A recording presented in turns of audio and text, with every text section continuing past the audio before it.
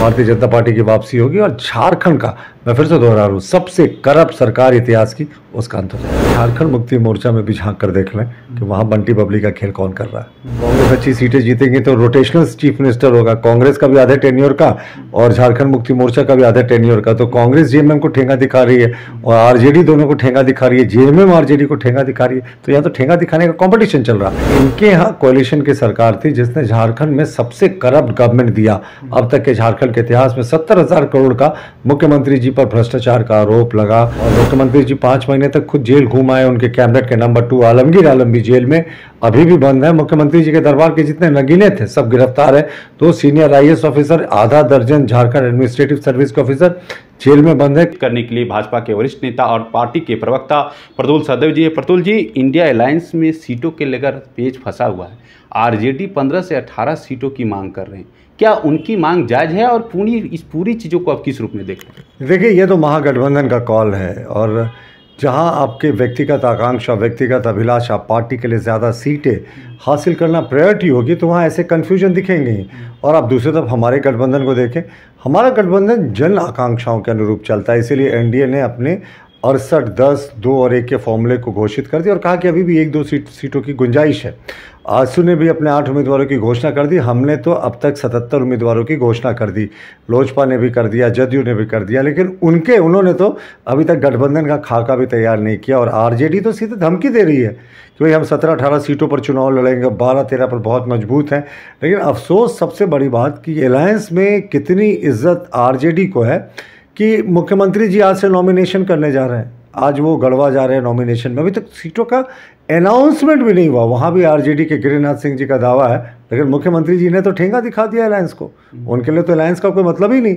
आज वो नॉमिनेशन में जब शामिल हो रहे हैं बिना अलायंस की घोषणा का, तो इसका क्या अर्थ होता है कि भाई एक तरफा निर्णय झारखंड मुक्ति मोर्चा ले रही है। और देखिए, जहाँ इनका कॉमन मिनिमम प्रोग्राम लूट खसोट भ्रष्टाचार हो, वहाँ पर तो ऐसी चीज़ें होती ही हैं। और आरजेडी भी अब क्या निर्णय लेगी ये तो उसके ऊपर निर्भर करता है।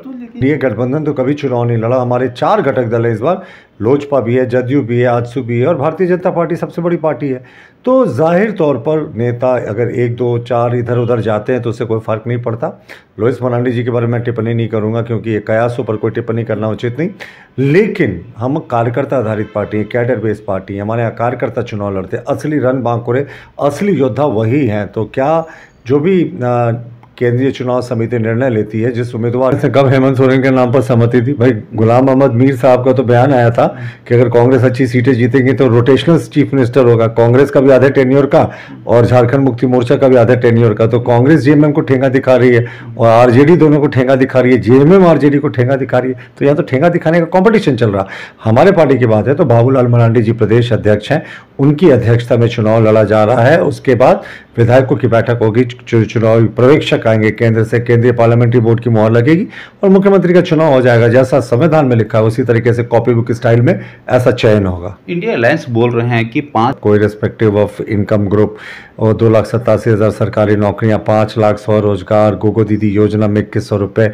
इसके अतिरिक्त जो बालू फ्री देंगे घर बनाने के लिए, 20 लाख से ज़्यादा प्रधानमंत्री आवास की घोषणा, तमाम घोषणाएं हमने की।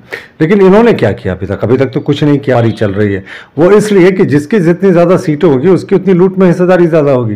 तो ये जनता के लिए कुछ नहीं कह रहे, स्वहित इनके लिए जनहित पर भारी है।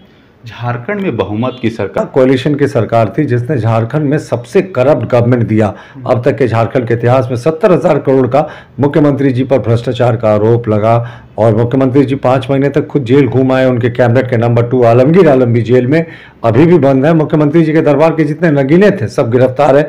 2 सीनियर आईएएस ऑफिसर, आधा दर्जन झारखंड एडमिनिस्ट्रेटिव सर्विस के ऑफिसर जेल में बंद है। कई ईडी की जांच अभी भी चल रही है, सीबीआई की जांच चल रही है।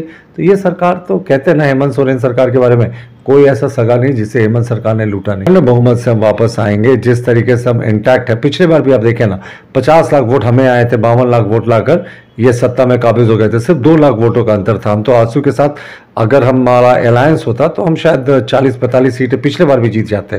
तो इस बार तो बहुत स्ट्रांग अलायंस लड़ रहा है और हमें पूरी उम्मीद है कि थंपिंग मेजॉरिटी के साथ भारतीय जनता पार्टी की वापसी होगी और झारखंड का, मैं फिर से दोहरा रहा हूँ, सबसे करप्ट सरकार इतिहास की, उसका अंत हो जाएगा। अच्छा, झारखंड मुक्ति मोर्चा के जो महासचिव सुप्रियो भट्टाचार्य बार बार बंटी बबली का संज्ञा दे रहे हैं आपको और चुनाव आयोग को, ऐसा क्यों? भाई अब उस सरकार में अपने सरकार की वो बात कर रहे हैं कि हमारे यहाँ की बात कर रहे हैं, ये तो नहीं। अब बंटी बबली तो उनकी पार्टी को लेकर बहुत प्रचलित है। मैं व्यक्तिगत टिप्पणियां नहीं करता किसी राजनेता के बारे में, लेकिन बंटी बबली जब भी वो कहते हैं तो एक बार झारखंड मुक्ति मोर्चा में भी झांक कर देख लें कि वहाँ बंटी बबली का खेल कौन कर रहा है।